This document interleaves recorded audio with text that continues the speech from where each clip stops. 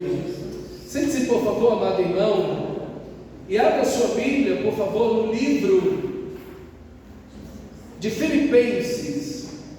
Nós estamos meditando nesse mês de aniversário da igreja sobre celebrando a nossa cultura, a cultura que nós queremos como igreja ter, a cultura do reino de Deus.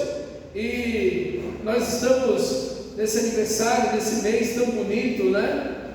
Nós tivemos na semana passada uma festa muito bonita aqui na igreja, em comemoração a esses 34 anos. Nós queremos pensar durante esse mês sobre essa ideia da nossa cultura, conhecer a nossa cultura. E cultura é aquilo que você cultiva, cultura é aquilo que você semeia, cuida, rega, é aquilo que você protege e enriquece para que produza mais. Então cultura é aquilo que é essencial como alimento. E nós vimos na semana retrasada que um princípio cultural que nós queremos ter como igreja é que devemos ser ensináveis, devemos ser discípulos, ok? Devemos ser discípulos de Cristo. Tenho uma atitude de discípulo, disposto a aprender, participando dos cultos e tendo meu tempo devocional diário. Estou crescendo na imagem de Cristo. Essa é a ideia de ser discípulo. E vimos também como devemos ter zelo e atitude, que é um outro aspecto cultural que devemos ter. Estou fazendo o melhor para Cristo, estou fazendo o melhor para os meus irmãos, e tomo iniciativa para suprir necessidades e resolver problemas usando os dons que Deus me deu. Então nós vimos esses dois aspectos, e hoje eu gostaria de ver com você. Esse tema é tão rico, todos eles na verdade, mas esse eu não consigo ir em dois pontos essa noite.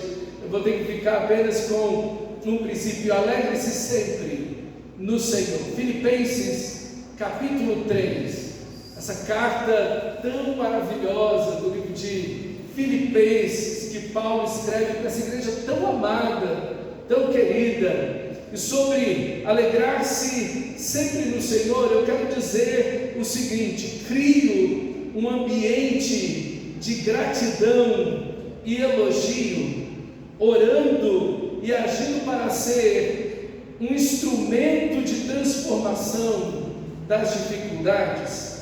Olha o que o texto diz no capítulo 3, versículo 1 de Filipenses: quanto ao mais, irmãos, ou daqui por diante, ou daí para sempre, irmãos meus, alegrai-vos no Senhor. Agora você pula para o capítulo 4, o versículo 4, é um texto muito conhecido: alegrai-vos sempre no Senhor, novamente digo, alegrai-vos. Essa carta maravilhosa de Filipenses, ela traz por 16 vezes a ideia da alegria. O nosso Deus nos ordena a felicidade por meio de Cristo Jesus e do que Ele fez na cruz. A palavra usada por Paulo aqui no nosso texto, nesse livro, é a palavra caris. E eu lembro imediatamente da filha do pastor Deca, que está em Angola.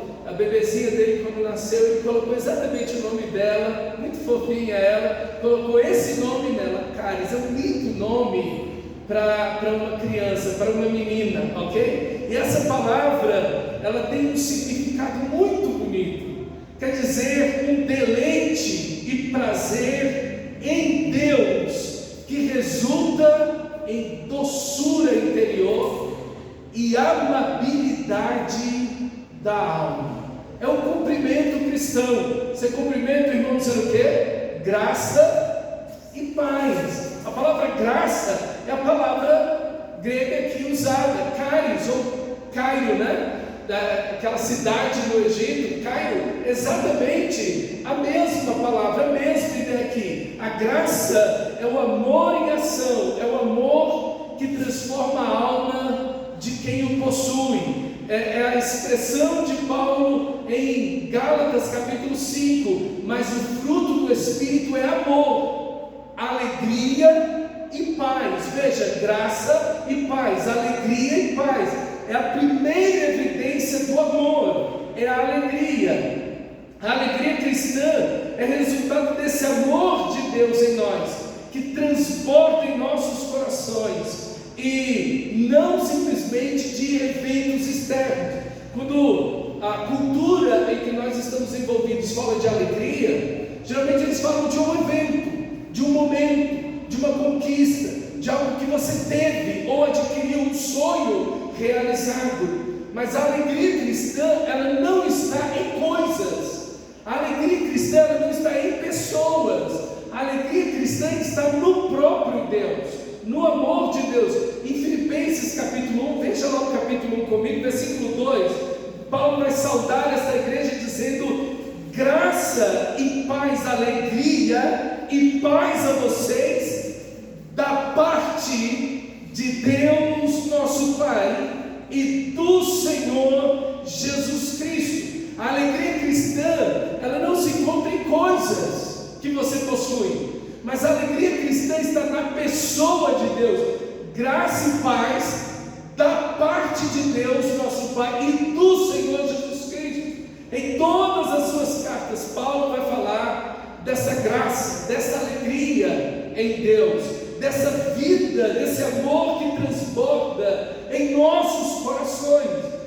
Aqui está a beleza, essa alegria cristã que nasce em Deus, se mantém em Deus, se fortalece em Deus, e essa alegria que está em nosso coração retorna para Deus em amor a Ele. Então a alegria cristã, ela não pode ser passageira, porque ela não está em uma coisa que perece, em coisas que pelo uso se desgastam, mas ela está na pessoa do próprio Deus, na pessoa de Deus. Quando você olha lá no Éden, você vê que o mundo é belo e perfeito, não há pecado algum, mas o mundo não é suficiente para o ser humano. Ainda que não tenha pecado, ainda que tudo seja bom, belo, perfeito, o homem precisa, Adão e Eva precisam da presença de Deus, da companhia de Deus, do amor de Deus, do relacionamento com Deus. Nós nunca, jamais seremos completos e satisfeitos naquilo que possuímos, jamais. Por isso que você vê os países onde existem as pessoas com o melhor IDH do mundo, lá você vai encontrar altíssimos índices de suicídio. Você vê, não, mas são países riquíssimos, têm grandes oportunidades, há um índice de felicidade aparente muito elevado, as pessoas têm muitas coisas, mas essas pessoas estão vazias de Deus, estão vazias da pessoa de Deus. As coisas são bênçãos, é aquilo que Deus nos abençoa e nos dá, mas achar que você será feliz naquilo que você possui, você nunca será, porque Jesus disse: a felicidade de um homem, ou o homem, não consiste na quantidade de bens que ele possui. Você pode ter muito, mas mesmo assim ser infeliz. Por isso que você vira e volta na televisão alguém de grande renome, muita fama, muito dinheiro, internado em uma clínica, em depressão, em um monte de situações, infeliz. Por quê? E às vezes envolvido em drogas, aquela coisa terrível. Por quê? Porque a pessoa está achando que ela vai encontrar a felicidade verdadeira em coisas ou em pessoas, e ela vai se frustrar vez tras vez, haverá uma frustração contínua e uma ideia de consumismo cada vez maior, porque aquilo que me dava felicidade daqui a 2, 3 semanas já não me dá mais, então preciso comprar mais outra coisa, e assim a pessoa entra nesse frenesi, nessa ideia de consumo contínuo. Se o Espírito de Deus está na alma, então esse coração estará cheio de amor, alegria e paz. Se Deus se faz presente na minha vida, Se Cristo habita em mim, meu coração, minha alma estará repleta de alegria e paz, por causa do amor de Deus que o Espírito Santo derrama em meu coração. Veja, meu coração estará cheio de alegria e paz. E é interessante que essa palavra, que a ideia de alegria, ela primeiro faz o efeito em mim, e depois o efeito no outro. Isso é, primeiro uma ação desse amor e dessa alegria na minha pessoa, em quem eu sou, transformando e curando quem eu sou, e então eu vou demonstrar essa alegria a outros. A gente pensa muitas vezes que proporcionar alegria a alguém é simplesmente fazer o outro rir, ou dar um momento interessante ou bonito para aquela pessoa. Está muito para além disso, ok? Então, essa ideia do amor de Deus em nós, ele cura o nosso coração, ele restaura a nossa alma, ele coloca ordem no nosso mundo interior, ele enche o nosso coração de alegria, mas também de paz, porque não há paz sem alegria. A alegria vem e a paz então segue a alegria, mas antes de tudo está o amor de Deus. Deus nos ama, passamos a experimentar profunda, intensa e recorrentemente esse amor. Diariamente o nosso coração se enche de alegria, porque na presença do Senhor há um transbordar de alegria, a plenitude de alegria, a abundância de alegria. Então a paz vem.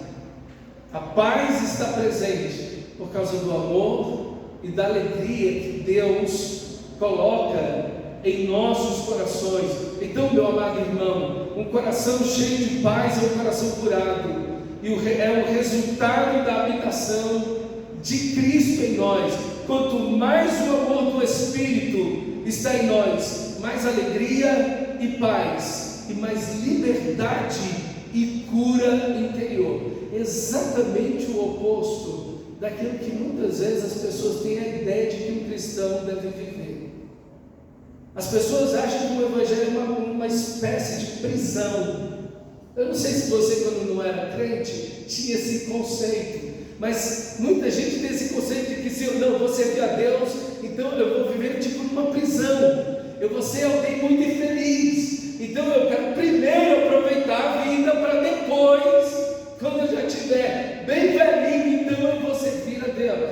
Uma ideia de que Deus vai me fazer infeliz, mas é exatamente o oposto do Evangelho. O Evangelho é essa vida em Deus, de amor, de alegria, de paz, que fortalece a nossa alma. E outra ideia totalmente equivocada, e aqui a igreja transmite essa ideia, é que a igreja evangélica transmite essa ideia, é que você vai ser feliz porque você tem coisas.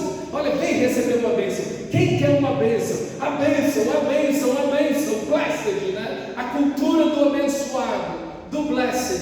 Então, você é feliz porque você tem algo. Não, meu irmão, a felicidade cristã, ela está na pessoa de Deus, ela está na pessoa de Cristo Jesus, o nosso Senhor. Por isso que você vê Paulo que está escrevendo essa carta, ele está preso, a pior prisão do mundo, Mamertino, na Itália. É um buraco no segundo subsolo. A igreja de Filipos, ela é uma igreja pobre, é uma igreja que está passando perseguição, é uma igreja que está passando lutas internas, pessoas tentando dividir a igreja por dentro. Está uma situação terrível na igreja, não está fácil para ninguém, nem para quem escreve, nem para quem ouve. A coisa está ruim de todo lado, mas é a carta que por 16 vezes Paulo vai falar da alegria. Paulo vai usar essa expressão maravilhosa da alegria, da graça, do regozijar-se no Senhor. Meus irmãos, veja, não depende das circunstâncias, e quanto mais o amor de Deus está em seu coração, mais alegria e paz, mais força interior você terá para enfrentar as lutas, enfrentar os desafios, enfrentar doenças, enfrentar as dificuldades que se apresentam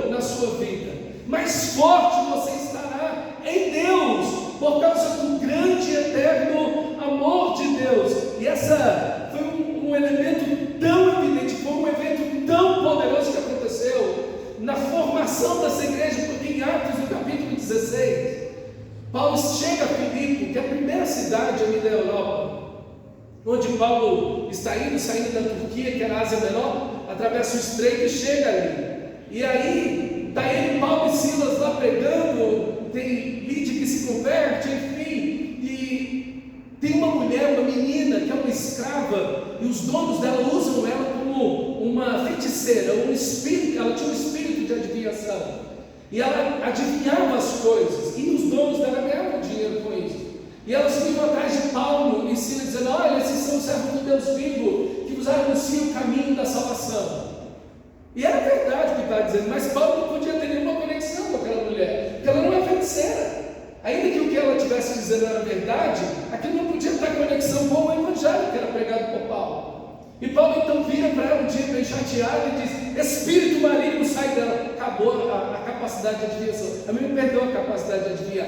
Os donos dela levantaram a cidade contra Paulo e Silas, bateram neles de vara, não é de varinha que usa com cristã, não, bateram neles de pau mesmo, colocaram no mais fundo calabouço, e meia-noite, o texto diz, eles estavam cantando louvores a Deus e orando, e os demais companheiros de prisão escutaram.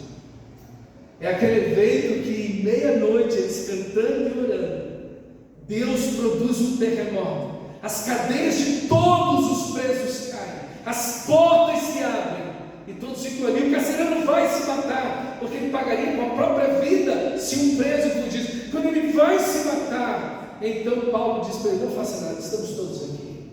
Ele prega o evangelho, e aquele texto que você conhece tão bem: crê no Senhor Jesus e será salvo tu e tua casa. Exatamente esse texto maravilhoso. Meus irmãos, como esse homem, depois de tanto sofrimento, Paulo e Silas, eles dois, estão orando e cantando louvores a Deus. Eles não estão brigando com o outro. Pô, Paulo, que ideia foi essa de vir para Filipos?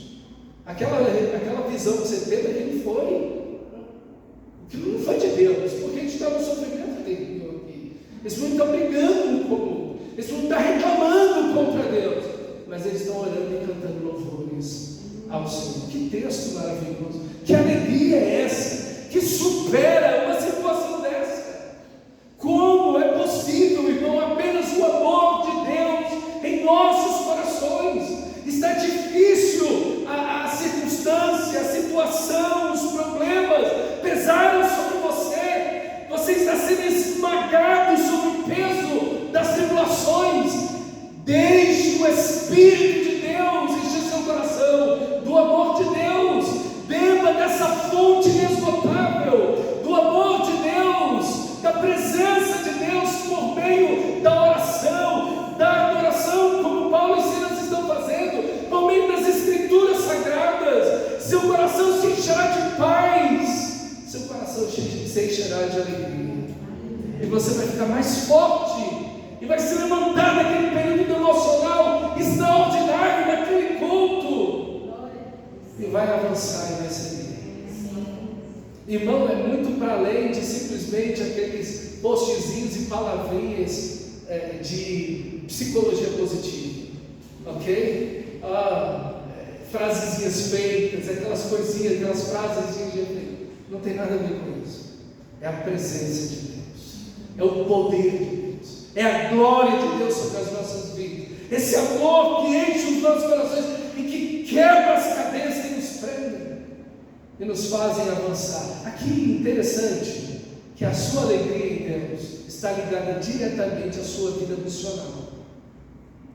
A tarefa que Deus deu para você de pregar o Evangelho a toda criatura, a cada cristão verdadeiro. Veja, a sua alegria em Deus está diretamente, proporcionalmente ligada à ideia de que você vai cumprir a missão de pregar e de testemunhar, de viver, porque você imagina o impacto. Todos os presos estão ali, gritando, chorando, xingando, blasfemando, e Paulo e Silas orando e adorando a Deus. Como você tem passado pelas tribulações? Como você está passando pelas lutas?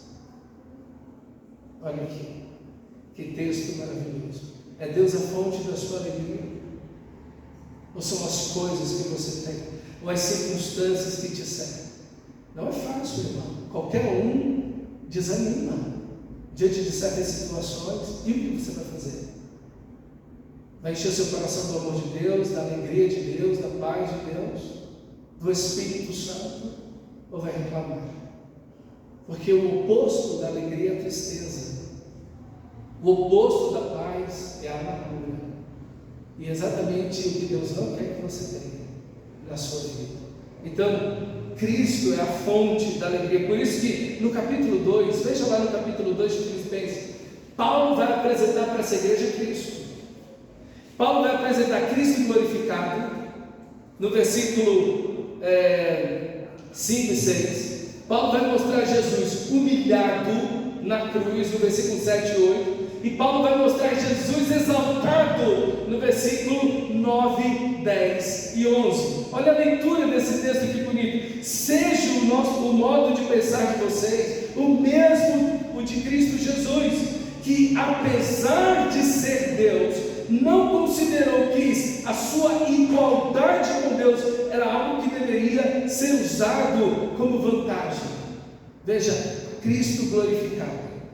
Então ele mostra para essa igreja que Cristo, desde a eternidade e por toda a eternidade passada, está reinando em glória, soberano e absoluto. Mas olha o texto sagrado, o que Cristo faz para nos unir novamente ao Pai Celestial e nos dar vida, e nos dar alegria, e nos dar paz. Antes, esvaziou-se a si mesmo, assumindo a forma de servo, tornando-se semelhante aos homens, sendo encontrado em figura humana, humilhou-se e foi obediente até a morte, e morte de cruz. Cristo humilhado, Cristo pagando na cruz os nossos pecados. Quando aquela igreja que sofre, olha Cristo glorificado, mas vê Cristo na cruz sofrendo, eles estão vendo que o sofrimento que eles passam é o mesmo sofrimento que Cristo está passando, e que Cristo antes mesmo passou por eles, em amor. E agora por amor eles vão passar por esta vida, e não apenas em momentos fáceis, mas também em momentos difíceis, por amor a Cristo Jesus. Mas Paulo não termina aí. Olha o texto mostrando Jesus glorificado, versículo 9. Por isso Deus o exaltou à mais alta posição e lhe deu um nome que está acima de todo nome, para que ao nome de Jesus todo joelho se dobre nos céus, na terra, debaixo da terra, e toda língua confesse que Jesus Cristo é Senhor, para a glória de Deus Pai. Cristo glorificado, Cristo humilhado e Cristo exaltado. Essa visão maravilhosa da obra maravilhosa da redenção enche o nosso coração de graça, de alegria, de amor. Meus irmãos, que a sua alegria esteja tão somente em Deus, e que todo o demais que você tenha complete uma alegria, mas não seja a fonte da sua alegria. Não seja a fonte, mas seja algo que complete a sua alegria. Que a fonte, que a origem da sua alegria seja o próprio Senhor. Cristo está acima de tudo e de todos, e Ele é invencível. Assim também a alegria do cristão. Da mesma forma, porque a nossa alegria vai durar enquanto o nosso Senhor viver. Enquanto Ele viver, a nossa alegria vai durar. Bendito seja Ele. A sua alegria será eterna. Ninguém poderá tirar a sua alegria, porque ninguém pode roubar Cristo de você. O diabo não pode tirar Cristo de você. O pecado não pode tirar Cristo de você. Pessoas, situações, nada e nem ninguém poderá nos separar do amor de Deus que está em Cristo Jesus, o nosso Senhor. Então o amor de Deus está sobre você. Deus nunca vai te deixar para trás. Quando você estiver lá, ensanguentado, chorando, Deus vai estar lá. O poder, a graça, a misericórdia dele estará sobre você. Sempre. Nunca. Essa ideia de deixá-los para trás é impossível. Deus nunca vai te deixar para trás. Jamais. Jamais. Ele vai com você. Estarei convosco todos os dias até o fim. É aqui que está a nossa alegria. Por isso que o catecismo de Heidelberg, essa palavra às vezes causa essa expressão catecismo, causa às vezes um arrepio na gente, parece que é um negócio meio católico, mas na realidade foi o contrário, foram os católicos que pegaram isso da reforma protestante, o catecismo de Westminster, de Heidelberg. O do Heidelberg é holandês, e catecismo é a palavra para ensino, ok? Então as pessoas aprendiam, então era um ensino, e pastores, homens de Deus trabalharam nesse catecismo, e para aprender, para facilitar, ele trabalha com perguntas e respostas, ok? Então há uma pergunta e há uma resposta, e cada frase da resposta está cravada de versículos, de textos bíblicos, que você pode ler devagarzinho, meditando no texto. Mas olha, a primeira pergunta desse catecismo de Heidelberg diz assim: qual é o seu único consolo, tanto na vida quanto na morte? Qual o seu único consolo? Veja, ele começa com a pergunta mais difícil que alguém pode fazer na vida. Não tem pergunta mais difícil que essa. Qual o seu consolo? Como vai ser para você na vida e na morte? E depois que você atravessar a eternidade, como é que vai ser isso? Ele trata exatamente, é o primeiro ponto, é a primeira pergunta. Olha que resposta extraordinária.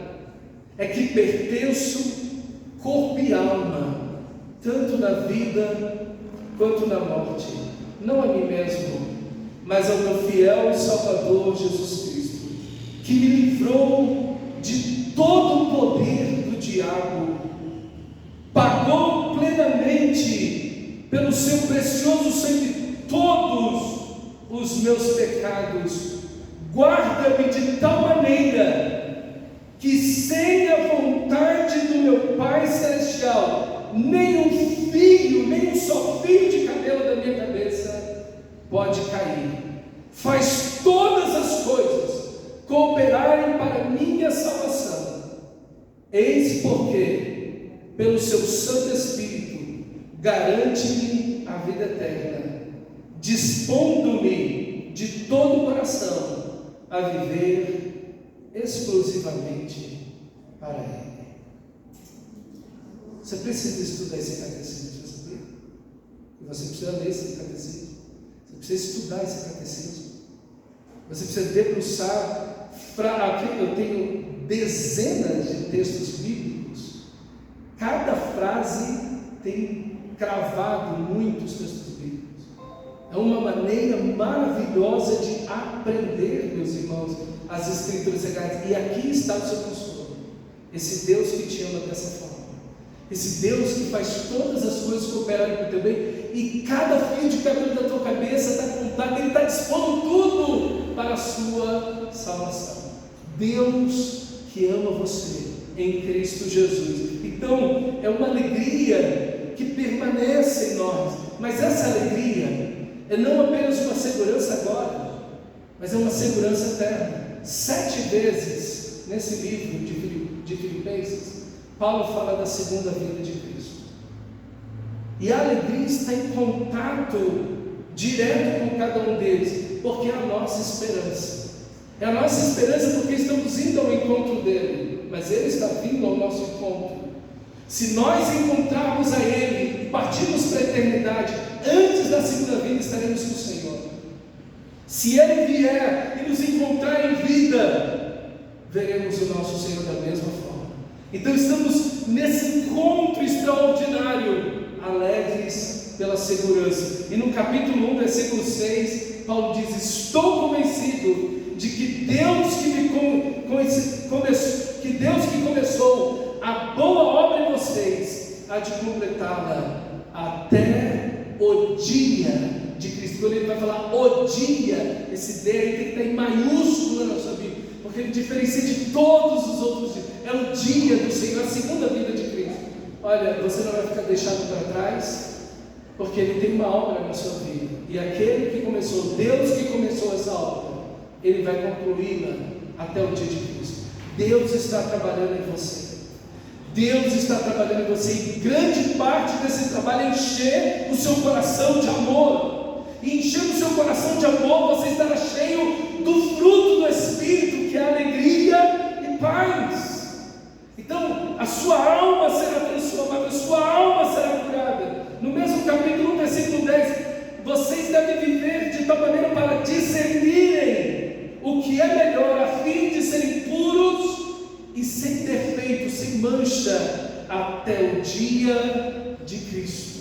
Veja, meus irmãos, aqui é uma alma que está, um coração que está sem mancha, que está puro em palavras, em sentimentos, em ações, diante de Deus e dos homens. Também no capítulo 2, versículo 10, para que ao nome de Jesus se dobre todo o joelho nos céus, na terra e debaixo da terra, e toda língua confesse que Jesus Cristo é Senhor, para a glória de Deus Pai. Esse é o momento da segunda vida. Esse aqui é exatamente o momento em que Jesus virá e todo joelho dobrará e toda língua confessará: esse é o Senhor. Esse é o Senhor. Também no capítulo 2, versículo 16, Paulo vai dizer: apegando-se firmemente à palavra da vida, ao Evangelho, às Escrituras Sagradas. Assim, no dia de Cristo, eu exultarei de não ter corrido nem me esforçado inutilmente. Meu irmão amado, o seu contato com as Escrituras Sagradas, sua leitura diária das Escrituras, a sua obediência às Escrituras, a meditação, o alimentar-se da palavra de Deus na sua vida é fundamental para você estar firme, como o texto sagrado diz, para a segunda vinda de Cristo. Para a segunda vinda de Cristo. Meu amado irmão, nós precisamos mergulhar nas Escrituras. A gente vê um índice cada vez maior de pessoas que não pegam a Bíblia durante a semana para ler. Semana inteira sem ler a Bíblia. Tem tempo para um tudo, mas cada vez estão mais longe das Escrituras. Deixa eu dizer uma coisa para você: é esse contato com as Escrituras Sagradas que vai encher o seu coração de amor, do amor de Deus. Então, por favor, você não faz homeopatia. Ok? Homeopatia é quando você pega um pouquinho de um remédio e dilui ele numa caixa d'água. Uma caixa da 500 litros, você bota um pouquinho de remédio. E aí você vai tomando aquilo gotinha a gotinha. Não. Você não pode tomar gotinhas da palavra de Deus. Você não pode viver de versículos da palavra de Deus. Você tem que ler a Bíblia de verdade. Você tem que se alimentar do texto. Você tem que ler o texto. Você tem que meditar no texto. Um capítulo, um parágrafo, livros, textos profundos das Escrituras. Você não pode ficar nessa questão de gotinha. Você precisa de fato das Escrituras Sagradas. Você não pode viver, meu amado irmão, de conta a conta. Você deve ler as Escrituras Sagradas. É isso que vai encher seu coração, meu amor de Deus. É isso que vai trazer o conhecimento de Deus para você. Esse Deus maravilhoso que nós estamos vendo, você o conhece lendo as Escrituras, e não apenas versículos separados, isolados, aqui olha, ou frases feitas que alguém disse, ou alguma coisa nesse sentido, mas a palavra de Deus, ok? Então, meu amado irmão, que nessa esperança maravilhosa, o seu amor, seu coração se encha desse amor e de alegria, alegria de que o nosso Senhor virá nos buscar, alegria de que o nosso Senhor não nos deixará perecer com o mundo, o nosso Senhor não nos deixará perecer no pecado e nas trevas, mas Ele virá para nos salvar. E essa alegria que transforma a nossa vida é a alegria que nos faz viver em amor para com os irmãos. Por isso que a ideia de cálice é sim, com certeza, esse deleite, esse prazer, essa alegria em Deus, que resulta numa doçura interior e uma amabilidade de alma. Quanto mais amor de Deus, mais doce, mais amável eu me torno. Mas a ideia de cálice está para além desse conceito. Ela significa também a boa vontade, o favor, a generosidade, o benefício, a gratidão, o serviço. É óbvio. Já pediu para alguém fazer alguma coisa para você? Às vezes o filho vai lá e lava a louça, ele vai reclamando, resmungando. Olha, cada roupa que está ali vai, como é que você se sente? Não é horrível isso? A pessoa está fazendo aquilo de mau grado para você. É melhor você dizer, é melhor que nem você faça, deixa que eu faça isso aí. Porque para fazer desse jeito é horrível. E exatamente isso, irmão. A alegria que está em nós, ela transborda nos nossos relacionamentos. A paz que está em nós, ela transborda para os nossos relacionamentos. Então, alguém que está com o seu coração cheio de amor, de alegria de Deus e de paz, é uma pessoa que tem boa vontade, é alguém pronto a servir, generoso, é alguém grato, é alguém que está pronto a servir. Por isso que cari significa tudo isso. É a doçura da alma e do coração, mas também é a boa vontade, a generosidade, o favor, o benefício, a gratidão, o serviço. É a mesma palavra, com todos esses significados. Então, graça, alegria, é exatamente isso. É quando eu sou generoso com você. É quando eu entendo que Deus me amou e foi generoso comigo. Agora, eu sou generoso com você. É que Deus derramou favor para comigo em Cristo Jesus, e agora eu entrego favor para você. É que Deus me serviu entregando Cristo naquela cruz, e agora eu sirvo você. Alegria é isso. Alguém que está com seu coração alegre em Deus é alguém disposto, de boa vontade, cheio de gratidão, disposto a servir com generosidade. A gente não faz essa conexão em português, mas no grego faz, no texto bíblico faz, essa conexão maravilhosa da gente poder com alegria. Por isso que o texto nos chama, servir ao Senhor com alegria. Com alegria é que se serve ao Senhor. A mesma alegria do Senhor, que é a nossa força, que nos fortalece para passar por qualquer situação, é a mesma alegria que retribuímos a Deus e servimos a Ele com alegria. Amém, querido? Que coisa linda! E aqui a gente precisa criar um ambiente de gratidão e elogio. Esse é o nosso ponto. Crie um ambiente de gratidão e elogio. Olha, naturalmente, por causa da nossa natureza pecaminosa, todos nós nos inclinamos aqui. Qual é o oposto da gratidão? Reclamação. Qual é o oposto do elogio? Crítica. Todos nós temos muito mais facilidade para reclamar e criticar. Sim ou não? Não é verdade? Todos nós somos assim. Quantos elogios você fez para as pessoas da sua família essa semana? Hoje, quantos elogios você fez? Quanta gratidão você demonstrou por aquele almoço que foi feito, por aquela atitude? Às vezes está lá um almoço caprichadinho, bonitinho, e você não elogia aquilo, você não é grato por aquilo, mas fica salgado que você vai dizer que está salgado. Está vendo que a gente é terrível? Não é verdade? Não é? A gente é assim, nós, infelizmente, nós somos assim. Está sem sal demais, está salgado demais, está doce demais, faltou açúcar. A gente é farsa, a gente reclama. No lugar da gente elogiar, agradecer, o que a gente faz? A gente reclama e critica. Nós precisamos ter, como cristãos, como igreja local, a cultura da gratidão e do elogio. A cultura de agradecermos uns aos outros e de elogiarmos uns aos outros.